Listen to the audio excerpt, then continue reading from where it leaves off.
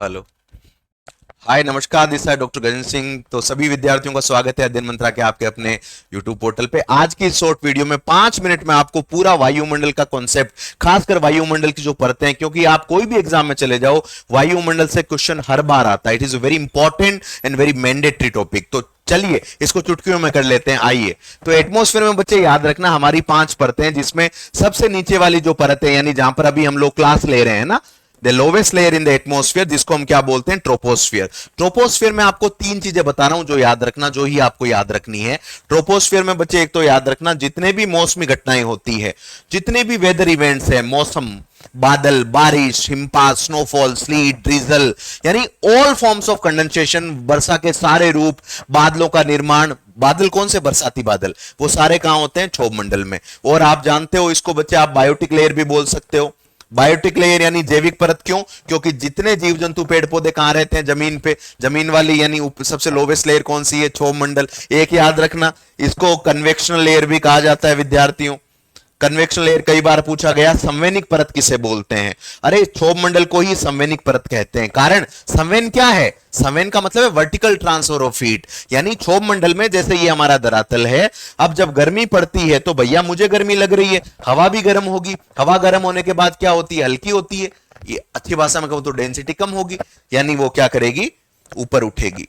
गर्म होकर हल्का होकर ऊपर उठना। This vertical motion is very important in the troposphere. और एक चीज और याद रखना, ट्रोपोस्फियर में बच्चे ऊंचाई के साथ साथ जो तापमान है वो क्या होता है? कम होता है। ये क्वेश्चन भी हर बार आता है आपसे। इसकी दर आप याद रख लेना, कितना कम होता है। यदि हम जमीन से 1000 मीटर यानी 1 किलोमीटर ऊपर चले जाएं तो 6.5 डिग्री सेल्सियस तापमान कम हो जाता है। इसे क्या कहा जाता है? इसे बोलते हैं हम लोग normal lapse rate of temperature, यानी तापमान की जो सामान्य ह्रास दर है। ये कभी भी आपसे पूछ ले तो दिमाग में कौन सा डेटा आना चाहिए? 6.5। तो क्षोभ मंडल में क्या क्या याद रखोगे? मौसमी परत, सारे बादल, बरसाती बादल, सारी कंडेंसेशन, संघनन के सभी रूप, बायोटिक लेयर, कन्वेक्शन लेयर, और यहां पर तापमान की टेंडेंसी क्या है आपकी?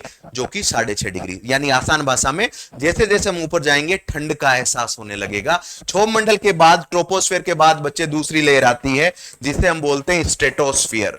क्या बोलते हैं? समताप मंडल। समताप मंडल में 3 ही चीजें याद रखना। इसकी ऊंचाई अगर औसत हम बताएं तो 0 से 12 किलोमीटर आप बता सकते हो। हालांकि इक्वेटर पे ज्यादा होती है और पोलर पे कम होती है।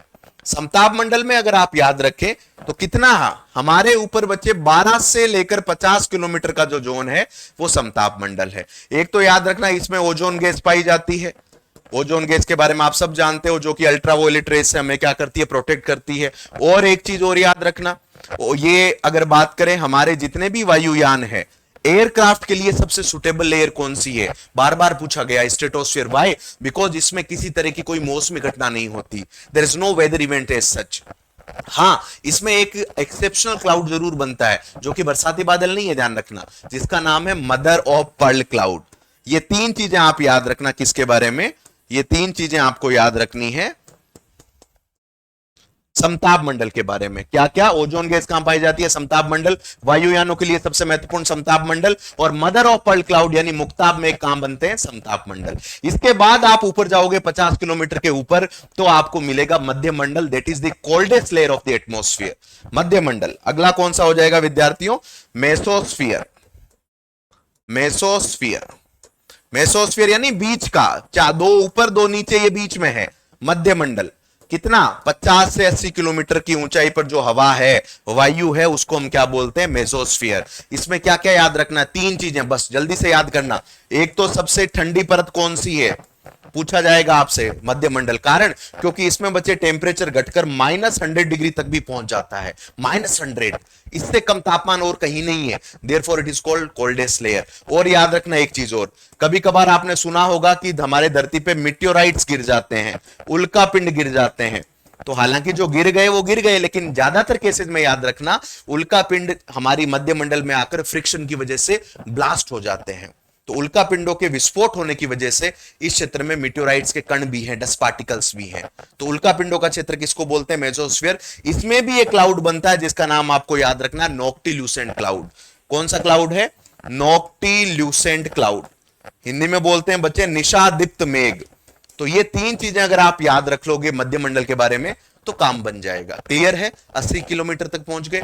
अब इसके ऊपर का जो लेयर है उसको हम क्या बोलते हैं भैया? तापमंडल, थर्मोस्फीयर। यानी ये दो लेयर है इसमें आती है, जिसमें ऊंचाई के साथ साथ तापमान क्या होगा? बढ़ेगा। 80 किलोमीटर से 400, इसको हम क्या बोलेंगे? आयन मंडल। आयन मंडल, ये ध्यान रखना, कभी भी आपसे पूछे वायुमंडल की सबसे गर्म लेयर कौन सी है, सबसे वार्मेस्ट लेयर कौन सी है? आयन मंडल।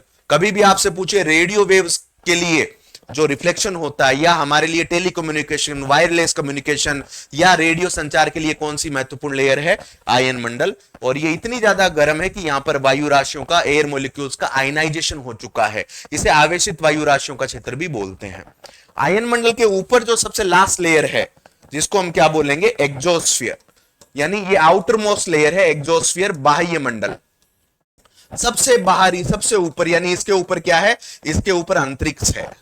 इसके ऊपर पूरा जो एरिया, कितना? लगभग 1000 से 1200 किलोमीटर तक का एरिया एक्सोस्फीयर हम बोलते हैं। Beyond 1200 kilometre we call it the space era, जिसको अंतरिक्ष का क्षेत्र। अब इसमें देखो, सबसे हल्की गैसें इसी में पाई जाती है। इतनी ऊंचाई पर क्यों नहीं पाई जाएगी? बिल्कुल, जैसे आप देखो, जब धरातल पर वायुमंडल बना और जो गैसेस आई, किसकी वजह से आई? धरती के अंदर डीगैसिंग की वजह से। जो हल्की गैसेस थी वो काफी ऊपर चली गई, इसलिए हीलियम, हाइड्रोजन, जेनॉन, क्रिप्टो, ये सारी जो हल्की गैसेज है ये आपको ज्यादातर कहां मिलेगी? एक्सोस्फीयर में।